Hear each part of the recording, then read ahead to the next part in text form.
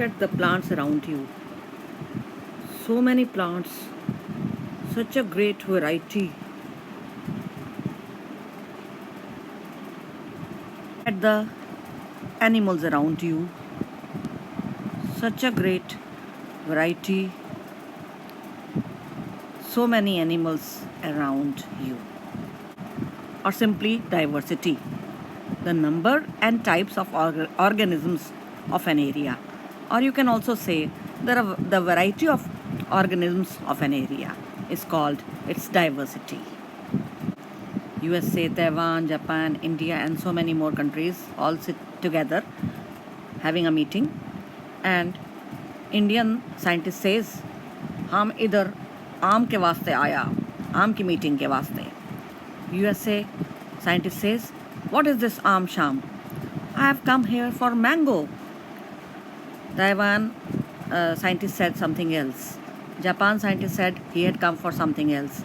And there was total confusion. What had they come for? Now, finally there was someone who said they had come for Mangifera indica. And as soon as they heard this Mangifera indica, they could very well realize it was the mango fruit they all had come for. Harry Potter, Wingardium Leviosa, Mangifera indica. No, no, no.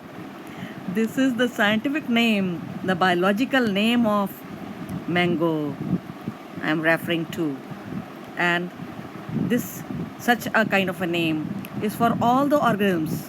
Every organism on this earth has been given by scientists a particular name called biological name or the scientific name. All organisms have names, scientific names. It is made of two words. Such a system is called binomial nomenclature. As you can see, Mangifera indica, two words. So why is it so strange in sound? Why does it sound so strange? Mangifera indica, because it is Latinized. Most of these words have to be in Latin language.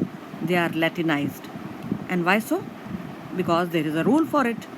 There are so many rules for naming all these organisms. All this set is called a code, and this naming system is called binomial nomenclature.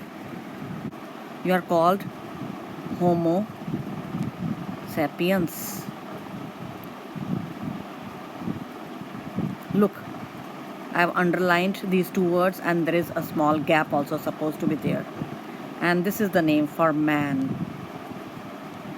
All the men, all the humans are called Homo sapiens. You already know this, you have come across this word earlier.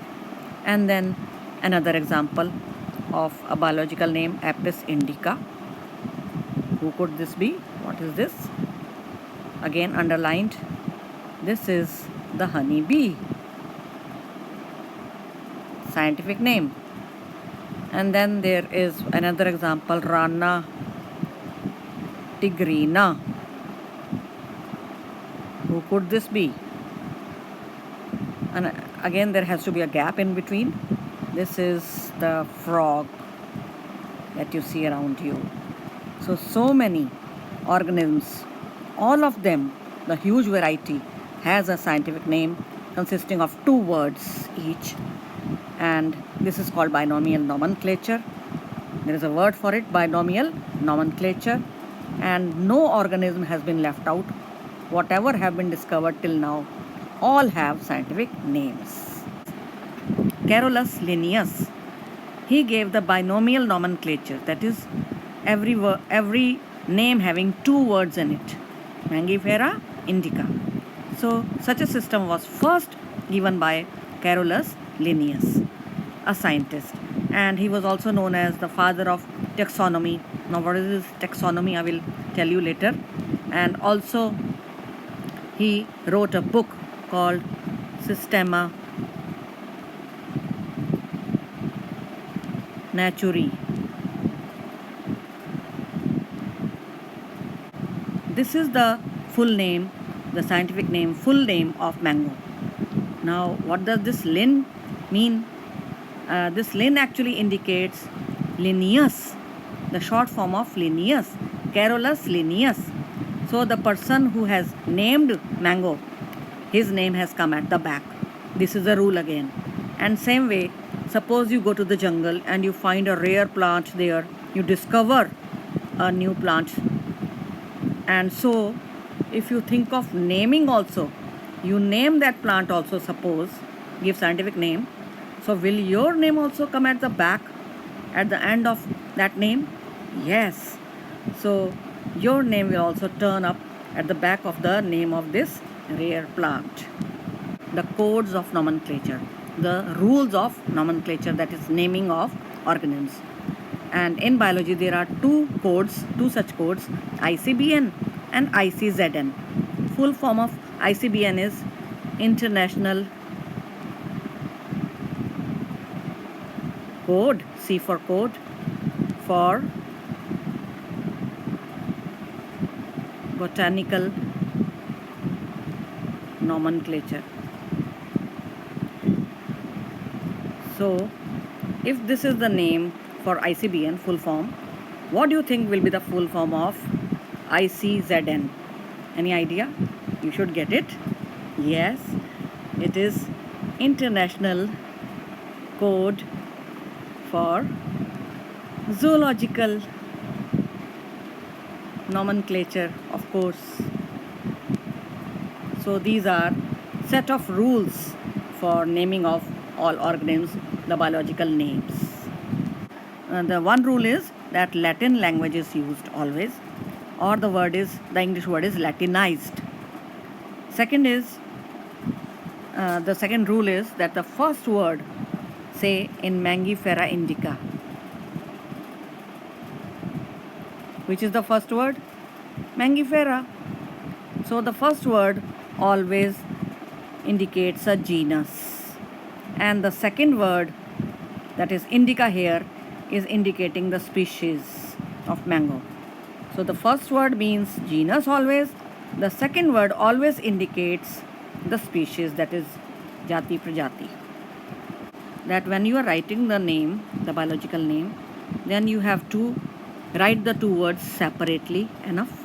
There has to be a gap in between, and you have to underline both the words separately.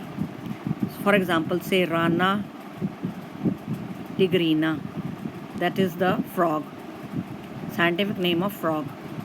I have underlined both the words, and there is a gap in between, as you can see, between Rana and tigrina. And this is for handwritten letters, when you write it down in a copy somewhere in notes.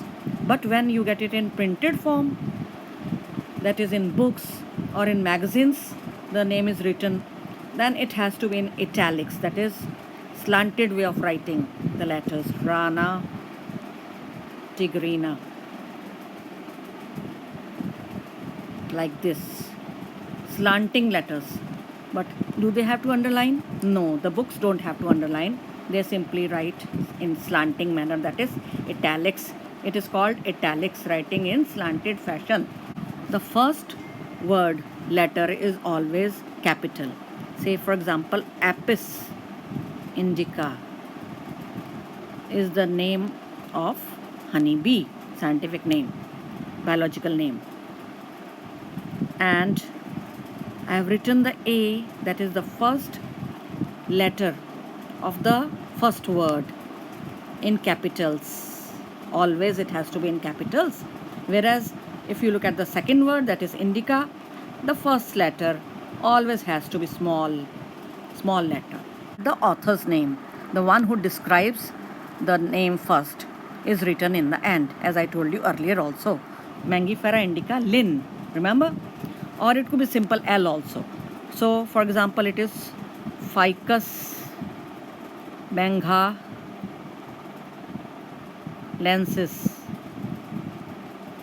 that is the banyan tree. Now Ficus bengalensis, L is generally written over there in the end, and L here indicates Linnaeus, That is, Carolus Linnaeus was the first person to have given name to banyan tree, Indian banyan tree. And this bengalensis indicates Bengal, but it has been what? It has been Latinized into bengalensis. Why we have to classify the organisms? There is so much variety around us, so much diversity around us that we get confused. So we have to classify the organisms, that is, put them in groups. So what is classification? It's the process of putting organisms in groups. So simply putting organisms in groups based on their features, characters, traits is called classification. A very easy definition. Another definition coming up is taxon or taxonomic categories. What could that mean? So they are interchangeable, taxon or taxonomic categories. The groups in which the organisms are placed in, they are put in for the purpose of classification. They are called taxonomic categories or simply taxon. Examples of taxa. And what is that? Taxa, this is the plural of taxon, or you can also say taxonomic categories. There are so many examples. Say cat. Now the word cat means a group of cats. There are so many cats around us. You must have heard of Jati Vachak Sangya. Yes, you are reminded of this when you talk of taxa. Cat, dog. Then you talk of mammals. All these are what? Taxa. Examples of taxa. Then it could be birds. It could be, say, elephant. Is it a taxon? Yes, it is a taxon. Bats, and so on. Simply the study of taxa, that is the groups of organisms, be it plants, be it animals, is called taxonomy. Now, look at a cat here. A cat can be an individual, as this before you, or it could also indicate a group. So since it could be a group of cats, many cats, so can it be called a taxon? Yes. That means cat indicates taxon. Now the cats belong to which bigger group? That is the mammals. They are the mammals. You already know. And are the mammals a group? Yes, they indicate a group. So do they mean a taxon to us? Are the mammals an example of a taxon? Yes, that means there can be categories. After cat, there could be mammals, there could be still higher category. All this is called hierarchy of taxa.